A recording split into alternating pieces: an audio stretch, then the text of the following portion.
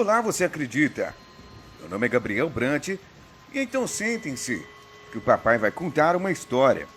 Então, se você ainda não é inscrito no canal, se inscreva, deixe o seu like e comente aqui embaixo o que você achou desse vídeo. Na fazenda onde eu morava, costumava ter diversas aparições sobrenaturais e incomuns. Só que, conforme o tempo vai passando, a gente vai se acostumando com esse tipo de coisa e chega um momento que não ligamos mais para o que acontece ao nosso redor. A minha família tinha muitos problemas uns com os outros. Quase nunca conseguíamos nos reunir, tios e tias, para fazer alguma coisa em família. Eu sempre gostei muito dessas reuniões. Aliás, eu sempre fui um cara muito família. Sempre gostei de reuniões, principalmente com os meus primos. Eu adorava quando eles vinham passar um tempo com a gente antigamente. Mas hoje em dia, eu não sei o que acontece, que os meus pais não gostam muito mais dos meus tios como gostavam antigamente. E hoje em dia, eles quase não se veem mais. Foi muito estranho porque foi muito repentino. Os meus primos passavam muito tempo com a gente, mas de uns anos pra cá, isso mudou bastante. Meus tios proibiram eles de vir para a nossa casa. E isso me deixou com uma pulga atrás da orelha. Perguntei ao meu pai e ele não me deu uma resposta exata. Ele disse que talvez a minha tia ou os meus tios estivessem com raiva de alguma coisa. Aliás, meu pai sempre foi um pouco mais afastado de sua família, apesar de gostar muito deles. Eu tenho 17 anos de idade e os meus primos já vão fazer 18. Meus pais diziam que a minha família sempre guardava um segredo que nunca foi revelado e que meu pai também conhecia esse segredo, porém não gostaria de revelá-lo para nós. Aliás, meu pai sempre quis nos manter longe de qualquer problema, sempre quis proteger a sua família. Aliás, meu pai também sempre foi um cara que zelou muito pela sua família, assim como eu. Eu, intrigado, quis saber o segredo, porém, eu insisti com meu pai e mesmo assim ele não me revelou o segredo. Então, o que todo adolescente curioso faz é começar a especular o que seria esse tal segredo que a minha família tanto escondia de mim. Entrei em contato com os meus primos e tentei perguntar a eles qual era esse tal segredo que eles escondiam tanto assim de mim e por que se afastaram. Meus primos de cara não quiseram revelar o segredo. Aí que eu fiquei com mais raiva ainda, pois eu queria saber de qualquer jeito qual era esse tal segredo. Naquela semana, os meus primos iriam fazer aniversário de 18 anos. E já era tradição de família todos fazerem uma festa para comemorarem aniversários. Porém, naquele ano, não teve festa de aniversário, ou não fomos convidados. Eu preferi pensar que não fomos convidados. Aliás, alguma coisa estava acontecendo entre o meu pai e a sua família. E aquilo estava me intrigando bastante. Eu iria fazer 18 anos apenas no final do ano. E até lá, eu tinha muito que aproveitar a minha menoridade ainda. Porque a partir de 18 anos, eu sentia que tinha uma responsabilidade a mais. E aquilo me assustava um pouco. Porém, meu pai sempre nos ensinou tudo o que precisamos. E eu perguntei a ele: pai, como é a vida após os 18 anos? Meu pai sentou comigo e me disse: olha, filho, você tem responsabilidades de um adulto. Você tem que fazer o que é certo e sempre manter distância o máximo possível do que é errado. Mas não se preocupe, eu vou te guiar no caminho certo. E em seguida ele me perguntou: mas por que dessas perguntas todas? Por acaso você sabe quem você é? Eu logo perguntei: como assim se eu sei quem eu sou? É claro que eu sei quem eu sou. E ele me perguntou em seguida: não quem você é, mas você sabe o que você é? Naquele momento eu fiquei espantado e eu perguntei: o que eu sou? Eu sou um ser humano, não? E ele disse: tecnicamente sim, Ao mesmo tempo, não. Mas você vai descobrir isso quando você estiver próximo a fazer 18 anos. Não quero revelar nada a você, porque tiraria a graça de todo o mistério. A partir daquilo, a minha vida foi virada da cabeça para baixo. Eu queria saber de qualquer jeito o que eu era, porque do jeito que ele falava, era como se eu não fosse um ser humano normal.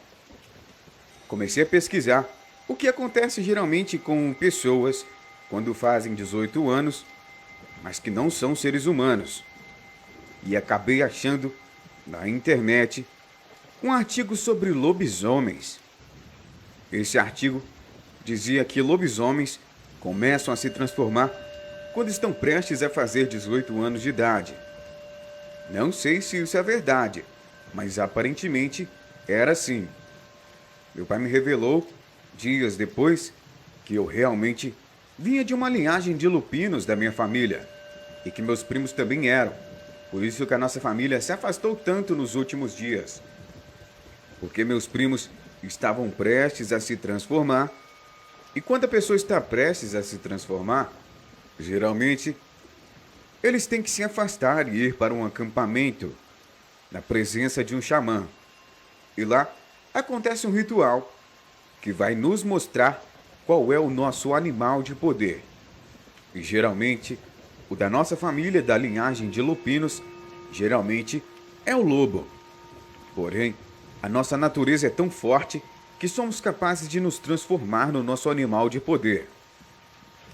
Quando descobri isso tudo, me bateu uma crise existencial. E tudo que eu me perguntava era: por que estou aqui? Por que estou vivo? Para que eu nasci? Qual o propósito disso tudo? Meu pai me disse: o propósito, pelo menos o meu, é proteger todos que eu amo. Talvez esse também seja o seu. Aliás, somos muito parecidos nos nossos deveres e também nas nossas vontades. Aliás, sempre fomos muito mais família. Sempre gostamos de nos reunir. Então, talvez esse seja o seu propósito: proteger a sua família acima de tudo. Após os 18 anos de idade, a minha vida mudou completamente. Assim que completei 18 anos, até a minha feição mudou. Eu ganhei mais massa muscular e parecia mais adulto do que geralmente todos os adolescentes da minha idade, quando completam 18 anos de idade. E isso me deu um destaque na escola, nos esportes e principalmente entre as meninas. E isso, eu vou te falar a verdade, era uma grande vantagem. Geralmente, os lupinos, quando estão prestes a se transformar, ou por volta dos 18 anos, quando estão começando a se adaptar com a nova natureza, têm um apetite muito alto. Mas não é um apetite de comida, se é que vocês me entendem. Então, o meu porte físico me ajudou bastante com as meninas. E isso realmente era uma vantagem de ser um lupino. Mas talvez o meu propósito não era esse. Mas eu tinha, na verdade, que encontrar alguém de verdade para proteger, amar e constituir uma família. Assim, a minha linhagem ia nascer segura, com o melhor treinamento do mundo, e inclusive muito amados. Aliás, um dos princípios base dos lupinos, além do acompanhamento, é o amor com a matilha. Aliás, você não pode defender algo que você não ama. É bem difícil. Ou você faz o que você ama, ou você faz de qualquer jeito. Os meus 18 anos foi um ano maravilhoso. Conheci diversas meninas, me relacionei com diversas delas, mas quando estava prestes a completar 19 anos de idade, conheci uma menina específica, maravilhosa, que se chamava Paula. Assim que vi Paula pela primeira vez, era como se os meus olhos brilhassem. Eu sentia o meu corpo aquecer por inteiro. E era como se eu já enxergasse toda a nossa vida passando diante dos nossos olhos. Naquele momento, eu sabia que eu estava disposto a passar o resto da minha vida com Paula. Enfim, assim que passou toda a minha visão da nossa vida juntos, Eu tinha que tomar uma atitude em chegar perto dela e puxar assunto, é claro. Mas para mim, era muito mais difícil chegar em alguém que eu realmente gostava do que chegar em qualquer menina que eu via por aí. Aliás, com ela, os interesses eram bem diferentes. Cheguei e disse oi todo atrapalhado. Ela riu e disse oi também. Naquele momento eu travei. Eu não sabia o que dizer ou o que fazer. Ela me perguntou: está tudo bem? Eu disse: está sim, pode ficar tranquila. Eu simplesmente tive um pequeno déjà vu aqui e parei para reparar. Mas já voltei para o meu eu. Naquele momento meu corpo dava espasmos. Era algo realmente muito estranho. Não sei o que dizer, nem o que fazer, muito menos o que conversar com ela. Naquele momento inventei uma desculpa e disse a ela que tinha que ir. Dias depois, recebo uma mensagem no meu telefone, justamente de Paula. Na mensagem ela dizia: oi, não tivemos tempo de nos conhecer de verdade, mas talvez pudéssemos nos conhecer por aqui.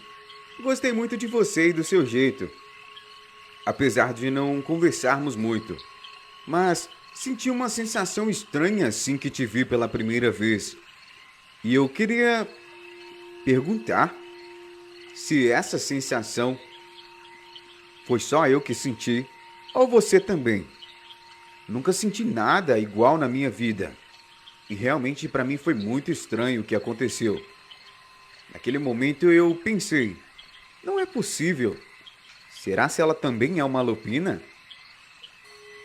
E eu a respondi, mesmo por mensagem: olha, fiquei até assustada agora.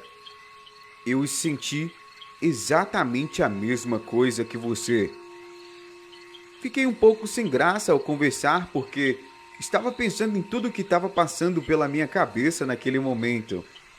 Por isso fiquei em choque e acabei arrumando uma desculpa para ir embora, pois não sabia o que dizer para você naquele momento. E ela respondeu: nossa, eu senti a mesma coisa. Então, conversamos horas e horas por mensagem naquele dia. E eu estava disposto realmente a abrir mão de todo mundo e passar o resto da minha vida com ela. A convidei para sair por mensagem e ela disse: eu topo. E disse a ela: dessa vez eu prometo não congelar na sua frente.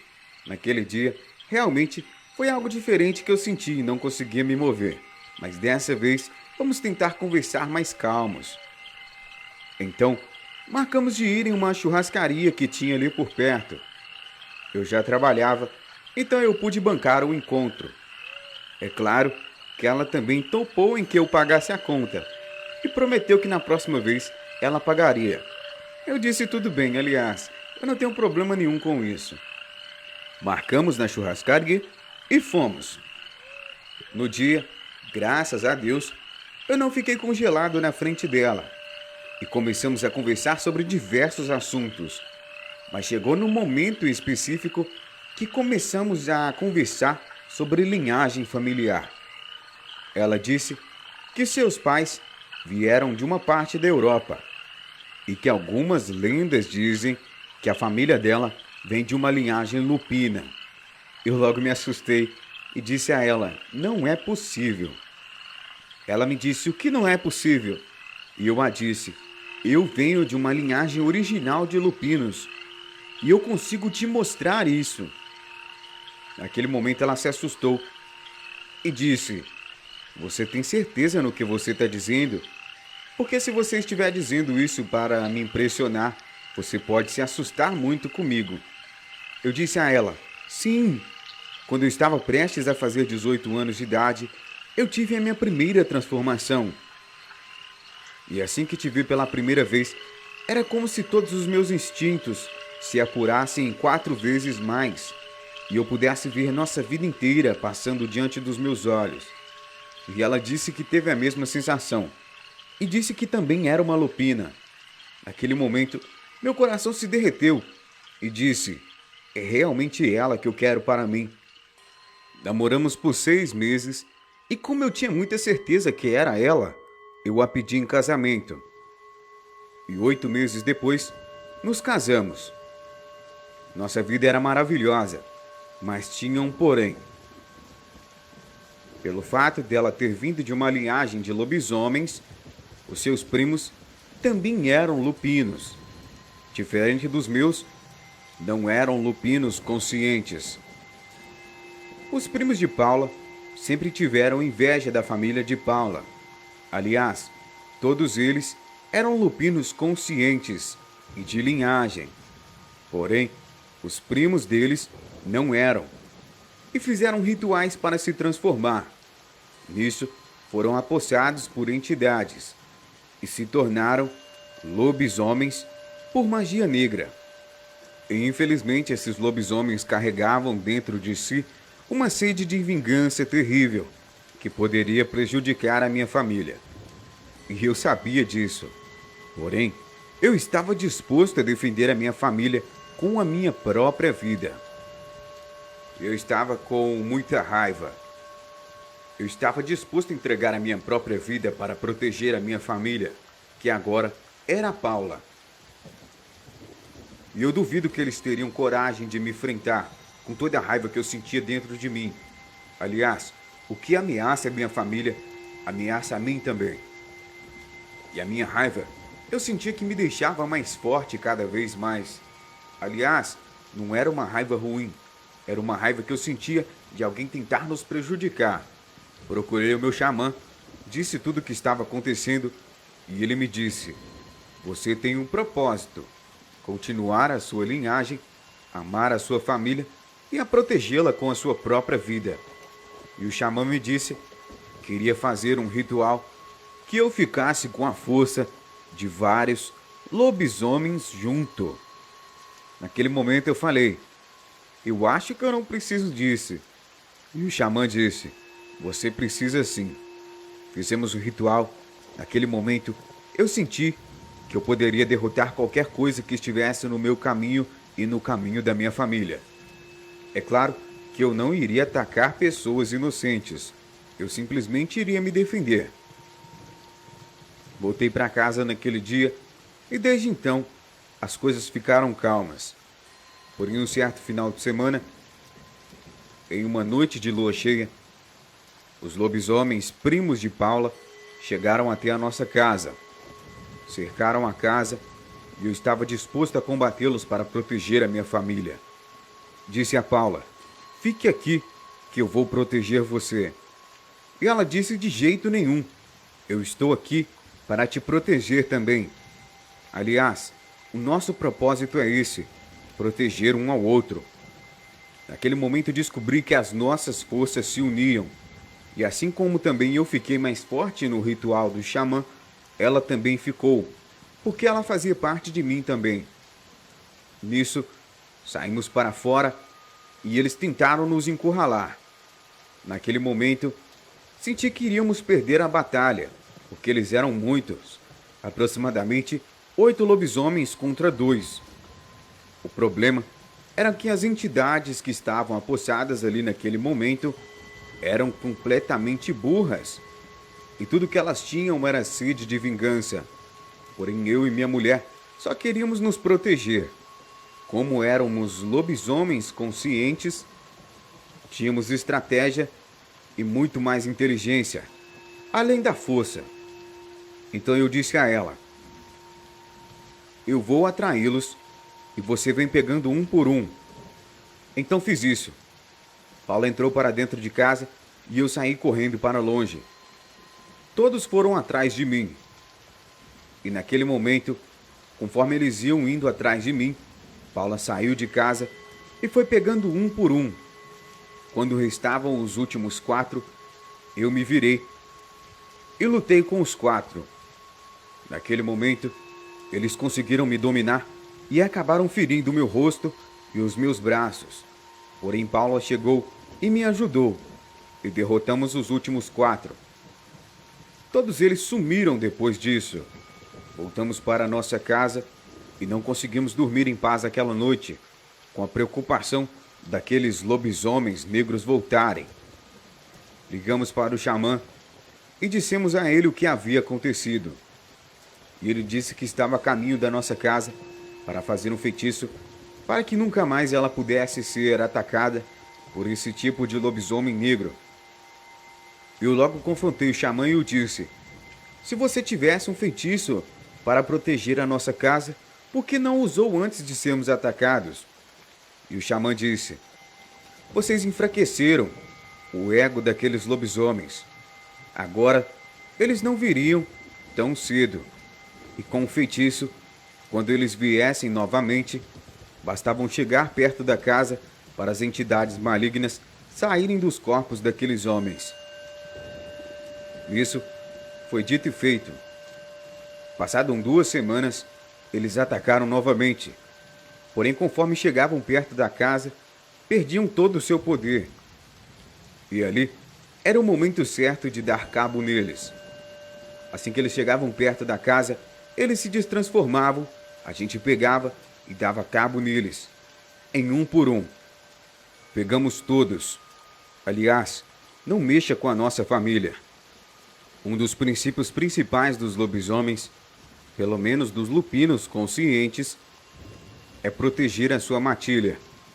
Aliás, todos os lobos alfa têm o mesmo propósito, que é proteger a sua matilha, a sua família, e não deixar com que ninguém ameace-as, porque se ficarem no meu caminho, ou no caminho da minha família, tudo que sobrará é nada. Boa noite.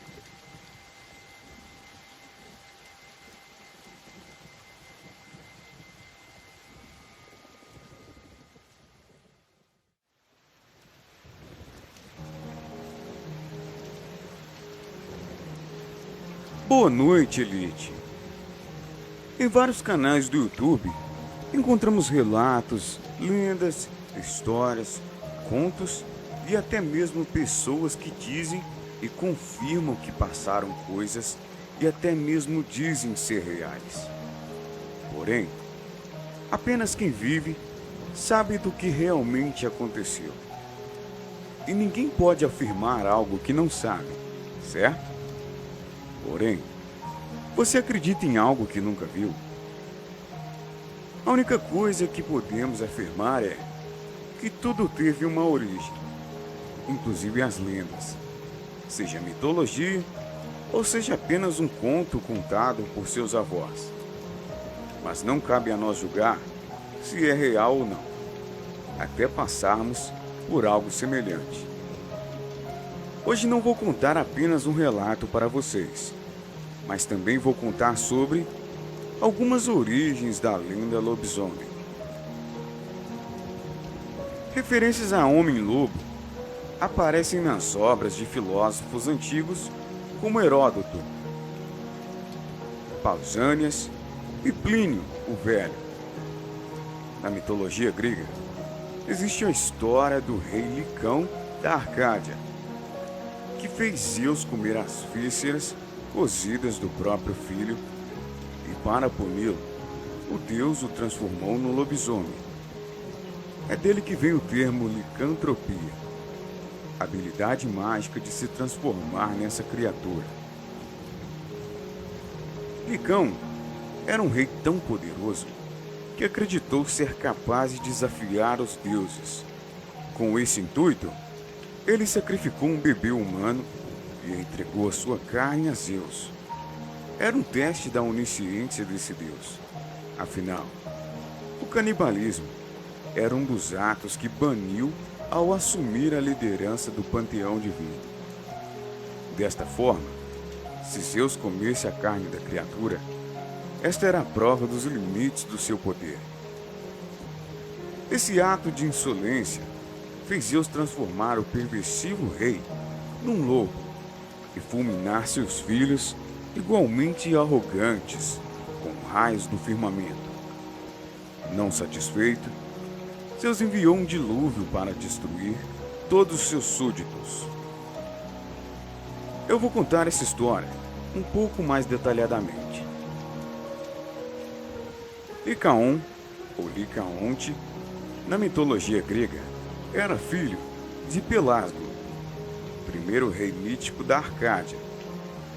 Segundo Pausanias, Licaon foi rei da Arcádia no tempo que Cécrope I foi rei de Atenas.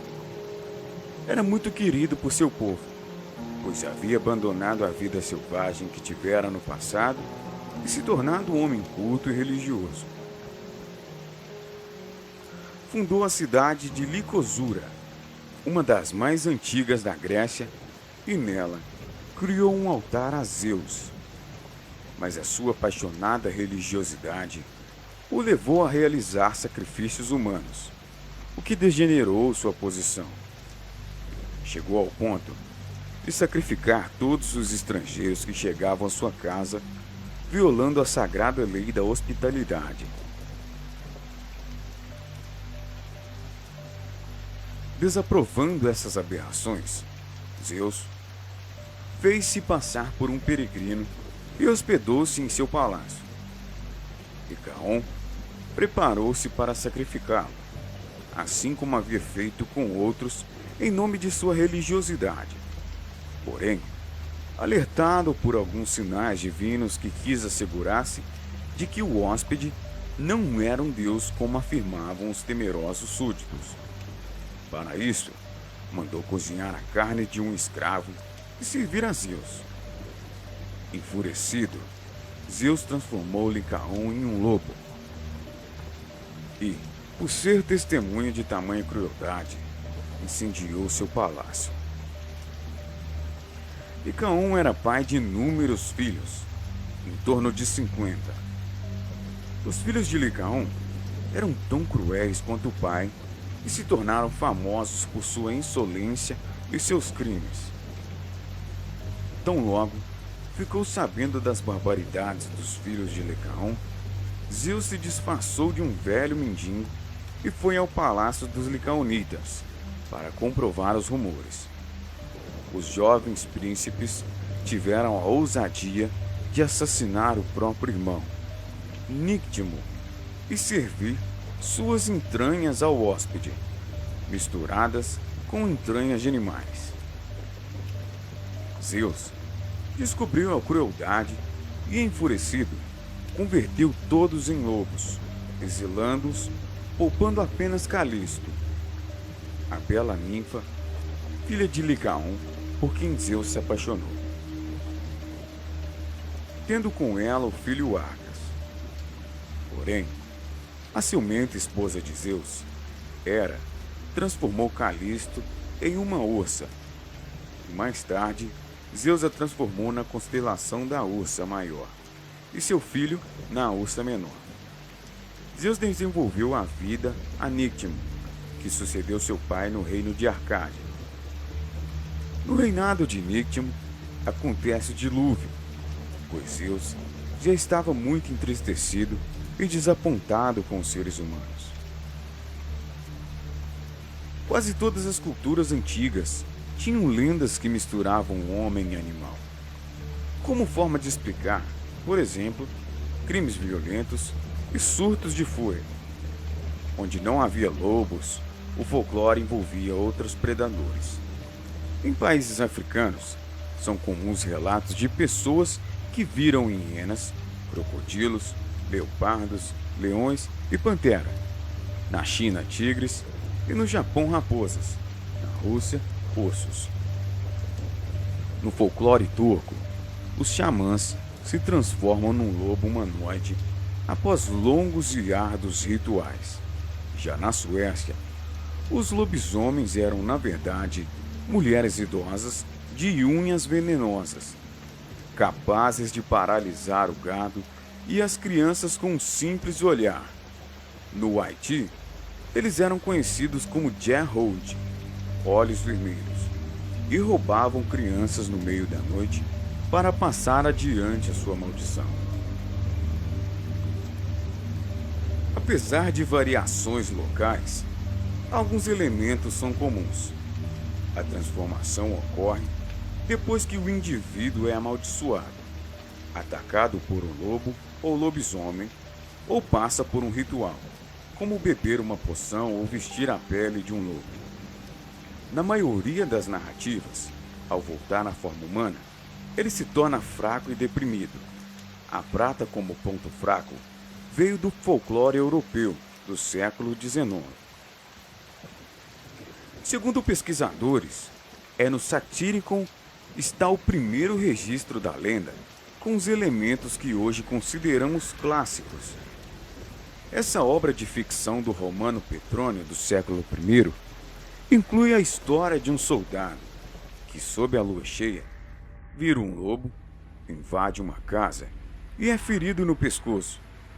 Seu segredo é revelado quando, na manhã seguinte, ele aparece com ferimento no mesmo lugar. Outro livro fundamental para a fundação do mito é Otia Imperalia, escrito por Gervaso de Tiburi, no século XIII. Na obra, o inglês afirma que esses monstros são partes do cotidiano da Europa medieval e cita 2 casos de homens com essa maldição. Tudo verídico, segundo ele.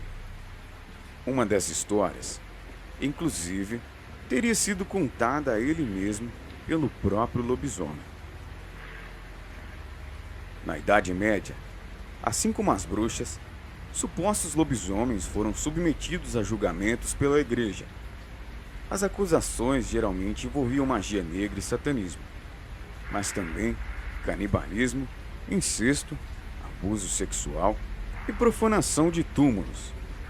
Os casos mais famosos são o do alemão Peter Stump, o lobisomem de Bedburg, executado em 1589, e de Hans, o lobisomem levado a júri em 1651 na Estônia. Para alguns pesquisadores, nessa época, a lenda pode ter sido usada para explicar assassinatos em série. Também durante a Idade Média, corria o boato de que esses seres da noite, na verdade, eram excomungados pela Igreja, mas nem sempre a habilidade de se transformar em lobo foi vista como maldição. Algumas narrativas da época afirmam que Deus até havia transmitido esse dom a alguns santos católicos, como São Tomás de Aquino e São Patrício. Mas, aliás, existe licantropia na vida real? De certa maneira, o tempo também designa uma doença psiquiátrica raríssima, com cerca de 30 casos registrados até hoje.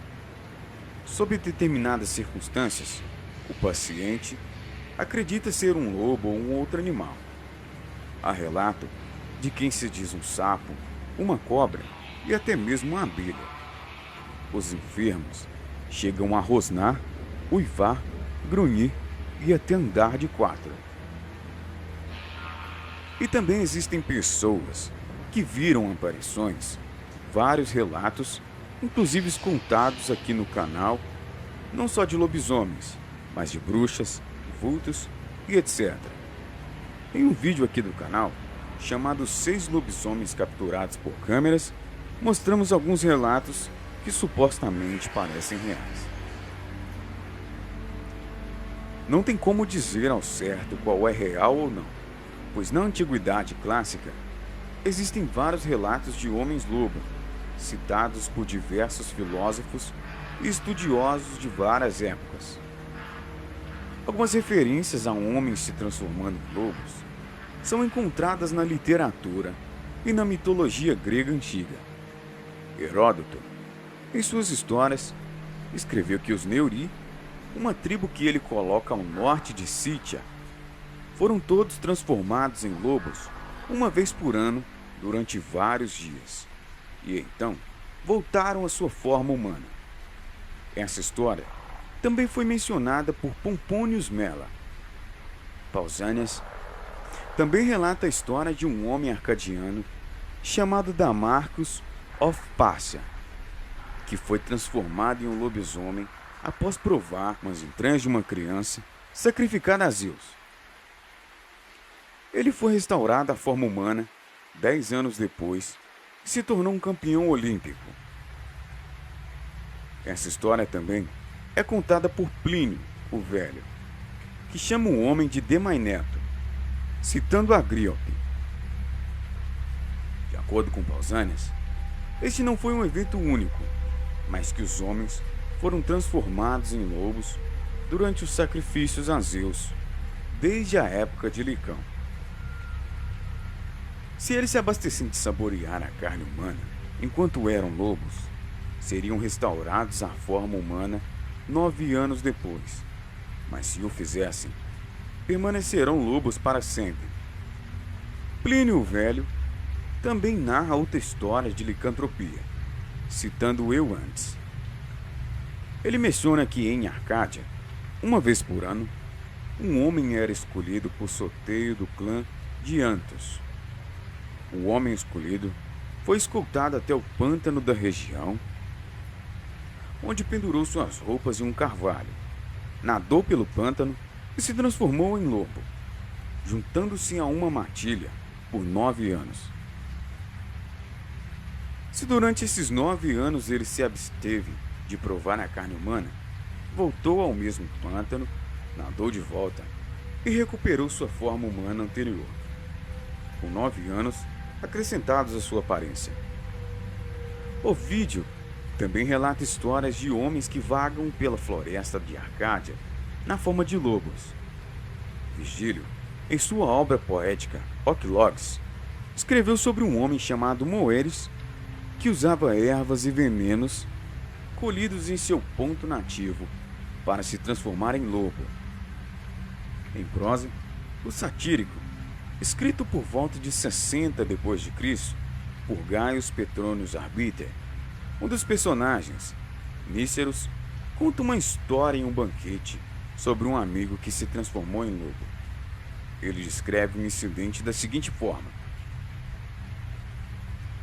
quando procuro meu amigo, vejo que ele tirou as roupas e empilhou as roupas na beira da estrada. Ele fez xixi em círculo em volta das roupas e então, sem mais nem menos, se transformou em lobo. Depois que ele se transformou em lobo, ele começou a uivar e então correu para a floresta. Os primeiros autores cristãos também mencionaram os lobisomens em A Cidade de Deus. Agostinho de Hipona faz um relato semelhante ao encontrado em Plínio o Velho. Agostinho explica: acredita-se, muito geralmente, que por certos feitiços de bruxas, os homens podem ser transformados em lobos. A metamorfose física também foi mencionada no capítulo 1 Episcope, atribuído ao concílio de Ancira no século IV, que se transformou a doutrina da igreja, texto em relação à magia, bruxas e transformações como a dos lobisomens. O capítulo Lato Episcope afirma: quem acredita que qualquer coisa pode ser transformada em outra espécie ou semelhança, exceto pelo próprio Deus, é sem dúvida um infiel. Nessas obras de escritores romanos, os lobisomens costumam receber o nome de versípeles ou vira-pele. Em vez disso, Agostinho usa a frase transformada na forma de um lobo para descrever a metamorfose física dos lobisomens, que é semelhante à frase usada pelo período medieval. Os lobisomens na Idade Média. Há evidências de uma crença generalizada em lobisomens na Europa medieval. Essa evidência abrange grande parte do continente, bem como as ilhas britânicas. Os lobisomens foram mencionados em códigos de lei medievais, como o do rei Canute, cujas ordenações eclesiásticas nos informam que os códigos visam garantir que o lobisomem loucamente audacioso não devassa muito amplamente, nem morder muito do rebanho espiritual. Liutprand de Cremona relata um boato de que Bahram, filho de Simeão I da Bulgária, poderia usar magia para se transformar em lobo. As obras de Agostinho de Hipona tiveram grandes influências no desenvolvimento do cristianismo ocidental e foram amplamente lidas pelos religiosos do período medieval. E esses clérigos, ocasionalmente, discutiam sobre lobisomens em suas obras. Exemplos famosos incluem Geralt de Gales, lobisomens de Ossori, encontrado em sua topográfica ibérica, e em Gervase de Tiburi, Diotia Imperala, ambos escritos por públicos reais. Gervase revela ao leitor que a crença em tais transformações, e ele também menciona as mulheres se transformando em gatos e cobras, era generalizada por toda a Europa. Ele usa a frase que, ao discutir essas metamorfoses, que se traduz por é conhecido, Gervase, que estava escrevendo na Alemanha, também diz ao leitor que a transformação de homens e lobos não pode ser facilmente descartada, pois na Inglaterra vemos muitas vezes homens se transformando em lobos. Outras evidências da crença generalizada em lobisomens e outras transformações entre humanos e animais podem ser vistas nos ataques teológicos feitos contra essas crenças. Conrado de Rissau, escrevendo no século XI, proíbe a leitura de histórias na quais a razão de uma pessoa seja obscurecida após tal transformação. Conrad se refere especificamente aos contos de Ovídio em seu trato Pseudo-Agostinho. Escrevendo no século XII, segue o argumento de Agostinho de Hipno, de que nenhuma transformação física pode ser feita por ninguém, exceto Deus, afirmando que o corpo, corporalmente, não pode ser transformado em membros materiais de qualquer animal. O poema Bisclavette, de Marie de France, é outro exemplo, em que o nobre epônimo Bisclavette, por razões não descritas, tinha que se transformar em lobo todas as semanas. Quando sua esposa traiçoeira roubou suas roupas necessárias para restaurar sua forma humana, ele escapou da caça ao lobo do rei, implorando ao rei por misericórdia, e acompanhou o rei depois disso. Seu comportamento no tribunal foi gentil, até que sua esposa e seu novo marido compareceram ao tribunal. Tanto que o seu odioso ataque ao casal foi considerado justamente motivado, e a verdade foi revelada. Segue muitos temas encontrados em outros contos de lobisomem. A remoção de roupas e a tentativa de evitar o consumo de carne humana pode ser encontrados em Plínio o Velho, bem como no segundo Gervase das histórias de lobisomem de Tiburi. Sempre um lobisomem chamado Chelsevire, Mari também nos revela a existência da crença do lobisomem na França bretã e normanda, ao nos contar a palavra franco-normanda para lobisomem. Julgamentos de lobisomens na Idade Moderna. Lobisomens foram avistados em 1598 em Anjou. Um lobisomem adolescente foi condenado à prisão perpétua em Bordeaux em 1603. Henri Bouguet escreveu um longo capítulo sobre lobisomens em 1602. Vaud. Os lobisomens foram condenados em 1602 e em 1624. Um tratado de um pastor de Vaud em 1653. Entretanto, argumentava que a licantropia era puramente uma ilusão. Depois disso, o único registro posterior do Vaud data de 1670. É o de um menino que afirmava que ele e sua mãe podiam se transformar em lobos, o que, no entanto, não foi levado a sério. No século XVII, a feitiçaria foi processada por Jaime I da Inglaterra, que considerava os lobos de guerra como vítimas da ilusão induzida por uma superabundância natural de melancolia. Depois de 1650, a crença na licantropia havia desaparecido principalmente da Europa da língua francesa, como evidenciado na enciclopédia de Diderot, que atribuiu relatos da licantropia a um distúrbio do cérebro, embora houvesse relatos contínuos de bestas extraordinárias, semelhantes a lobo. O cristianismo também acredita que ser um lobisomem não precisa necessariamente virar uma criatura mitológica, mas sim ser possuído por uma. Cães geralmente são comparados a demônios.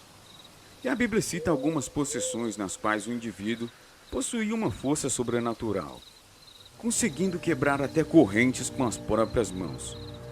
No livro de Marcos, capítulo 5, a Bíblia cita um homem da província de Gadara que possuía as seguintes características.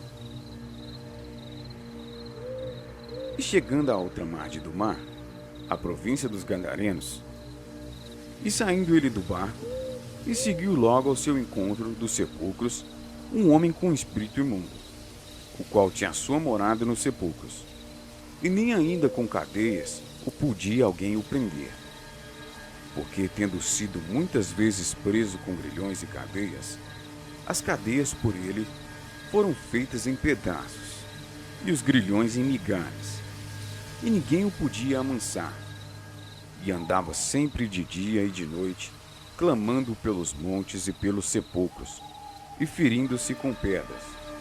E quando viu Jesus ao longe, correu e o adorou, e clamou com grande voz, e disse: Que tenho contigo, Jesus, Filho do Deus Altíssimo?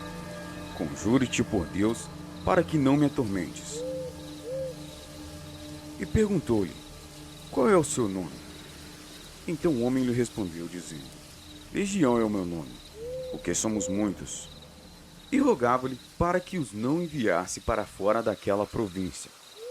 E andava-lhe pastando no monte uma grande manada de porcos. E todos aqueles demônios lhe rogaram, dizendo: Manda-nos para aqueles porcos, para que entremos nele. E Jesus logo lhe permitiu. E saindo aqueles espíritos imundos, entraram nos porcos, e a manada se precipitou por um despenhadeiro no mar. Eram quase 2.000, e afogou-se no mar. E os que apacentavam os porcos fugiram e os anunciaram na cidade e nos campos, e saíram muitos a ver o que era aquilo que tinha acontecido. É certo que só acreditamos naquilo que podemos ver, ou através da fé, aquilo que não vemos.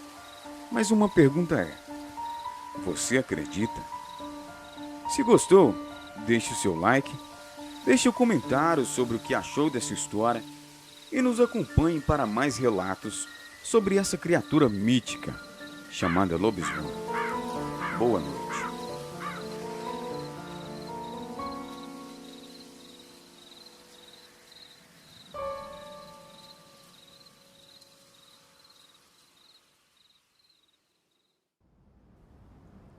Em muitos lugares com culturas e crenças diferentes, existem relatos sobre estranhos visitantes que surgem misteriosamente, apresentando estar cumprindo alguma estranha missão, desaparecendo misteriosamente da mesma forma como surgem, embora os fatos ocorram em locais distintos e em épocas diferentes. Suas descrições são sempre as mesmas. Trajam ternos pretos e são diferentes as suas pessoas à sua volta. Quem são eles? As pessoas que os visitam os chamam de os homens de preto. Gostaria de relatar um acontecimento muito importante que ocorreu na época em que minha mãe, atualmente já falecida, estava muito enferma em casa. Naquela época, eu acabara de tirá-la do hospital e resolvi tratá-la em casa. Ela estava com enfisema pulmonar e já respirava naquele tempo com balão de oxigênio que ficava na cabeceira da cama dela, permitindo que ela respirasse melhor. Os seus pulmões já estavam tomados pela doença. Em casa, eu tomava conta dela, pois já sabia como mexer e regular o oxigênio para fazê-la respirar. Mas antes, ela ficara no hospital e lá disseram que ela não resistiria por muito tempo. Eu trabalhava na época, sendo que a empregada tomava conta dela durante o dia, e à tardinha eu estava de volta, permitindo que a empregada fosse embora, retornando somente na manhã do dia seguinte. Assim foi se passando o tempo. Eu eu ali cuidando dela à noite e a empregada durante o dia.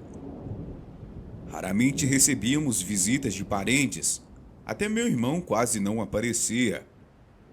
Ela só contava comigo e com minha irmã que aparecia por lá, mas também não tinha tempo. O oxigênio era trocado mais ou menos de 2 em 2 dias. Geralmente era trocado durante o dia, mas com o tempo minha mãe foi piorando e o cilindro não tinha hora para acabar. Onde encomendava o oxigênio era um bairro mais ou menos perto.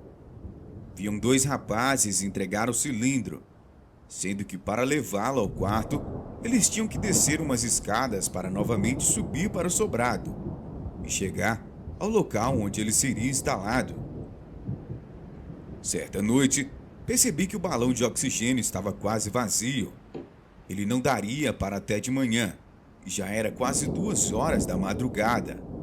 Resolvi então telefonar para a clínica que mandava em casa o cilindro de oxigênio cheio. Minha mãe não podia ficar sem ele. Ali era a respiração dela. Apesar de estar piorando seu estado de saúde, fiquei aflita ao ver que não daria para chegar de manhã. Então resolvi telefonar e pedir que alguém trouxesse um cilindro cheio em casa. Mas o rapaz da empresa que atendeu a ligação me falou que ele estava sozinho e perguntou se tinha alguém para ajudá-lo.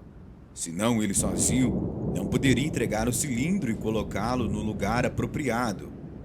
Na minha afiliação, vendo o estado em que minha mãe se encontrava, disse que sim, mas a verdade é que não tinha ninguém, só havia eu em casa com ela. Quando a Kombi chegou, eu desci as escadas e falei para ele que não tinha ninguém para ajudá-lo, mas que eu faria tudo para pegar o balão junto com ele. Foi quando ele me disse que não aguentaria o peso. Realmente, ele nem saíra do chão. E foi quando, ao olhar para um canto, vi 2 homens de terno preto. E fui lá pedir ajuda a eles, pedindo que fizessem aquilo por caridade. Foi quando um olhou para o outro e falou: "O que você acha?" E o outro respondeu: "Vamos sim." Me senti aliviada com aqueles 2 homens que logo pegaram o cilindro de oxigênio, sendo que até o rapaz da empresa se afastou.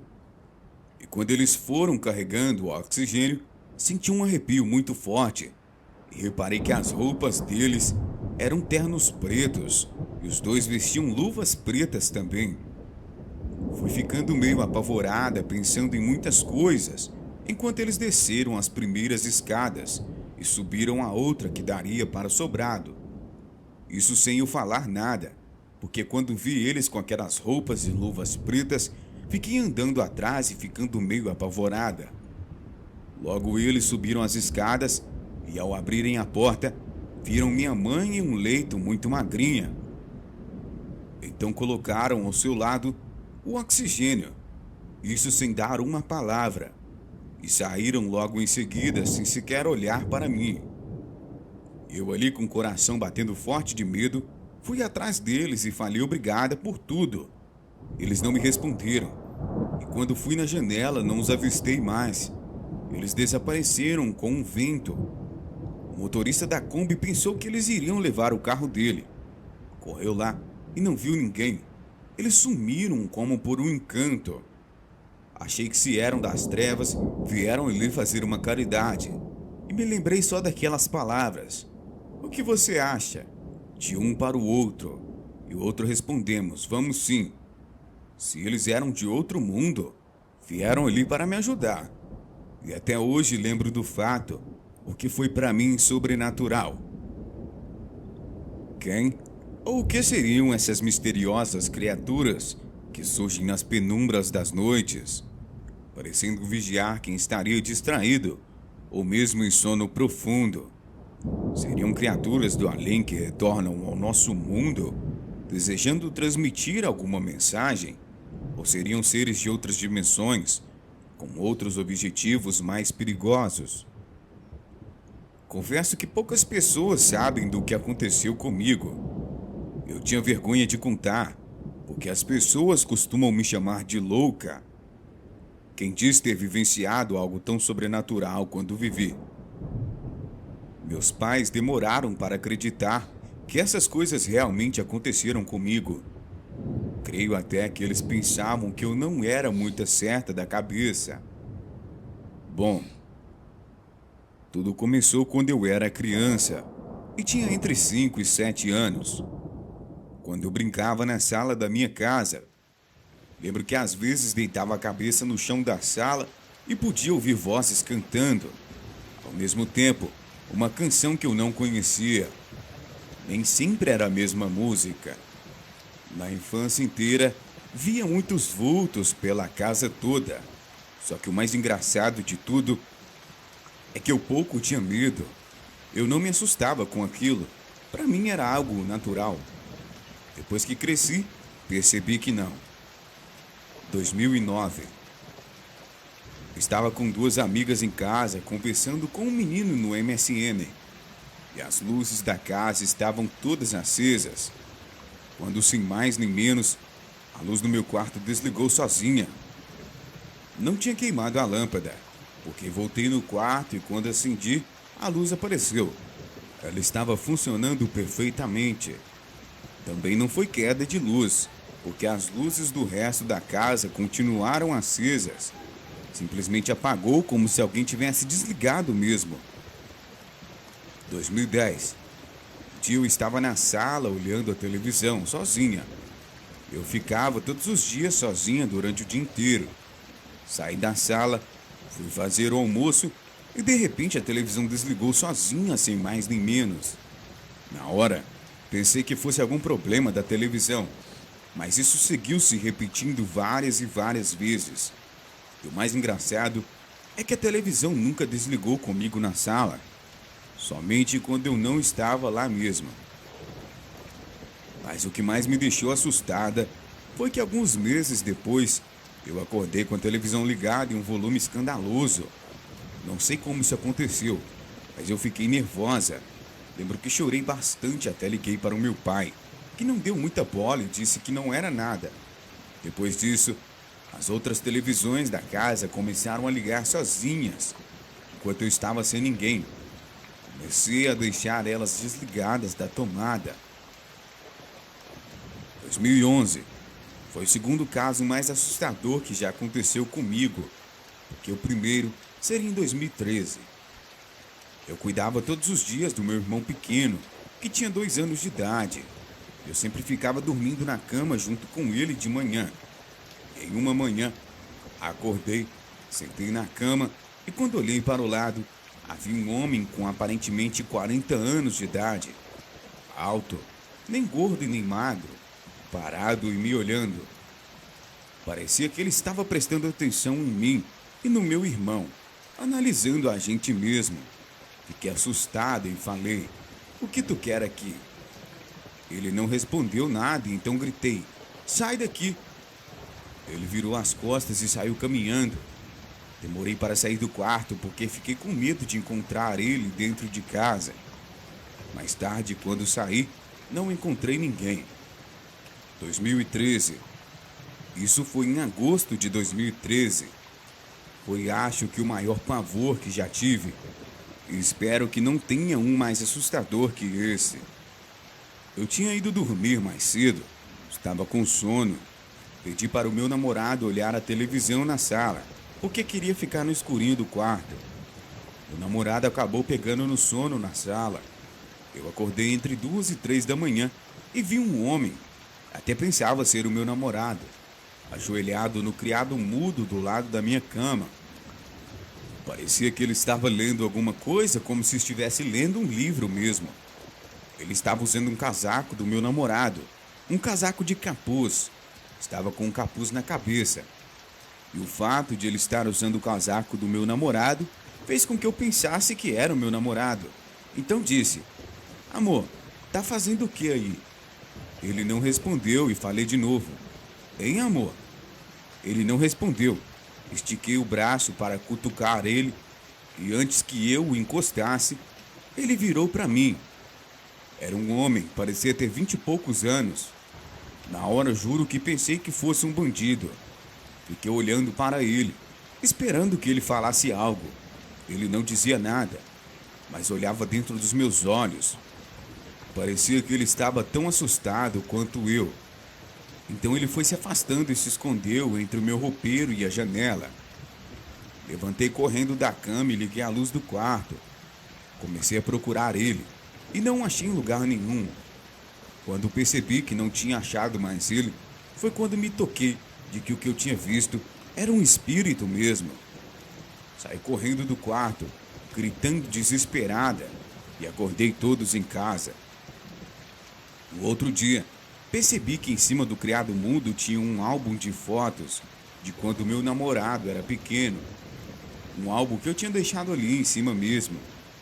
Logo associei que o espírito que via ajoelhado no criado mudo estava vendo aquele álbum de fotos. No outro dia, conversei com a avó do meu namorado. Ela é médium. Me disse que certamente sou uma pessoa sensível e posso ter contato com os mortos. Por isso que eles têm aparecido para mim. Mas quem seriam essas pessoas que eu vi? Um dia, olhando as fotos de família na casa da avó do meu namorado, vi uma foto de quando o falecido vô do meu namorado era jovem, com 20 e poucos anos de idade. Eu juro que nunca tinha visto foto de algum vô dele. Porém, pensar que estou mentindo, mas eu tenho certeza absoluta que vi as fotos de jovem quando vi do falecido avô do meu namorado era igual a do homem que eu tinha visto naquela noite. Será se o vô do meu namorado estava no meu quarto, vestindo o casaco igual ao do meu namorado e folheando um álbum de fotos de quando o meu namorado era pequeno? Agora resta a mim saber quem era aquele homem que vi parado na porta do quarto em 2011, porque tenho certeza absoluta que é alguém que morreu. E se eu for realmente uma futura médium, a tendência é que essas histórias se repitam. Tomara que eu saiba lidar com tudo isso.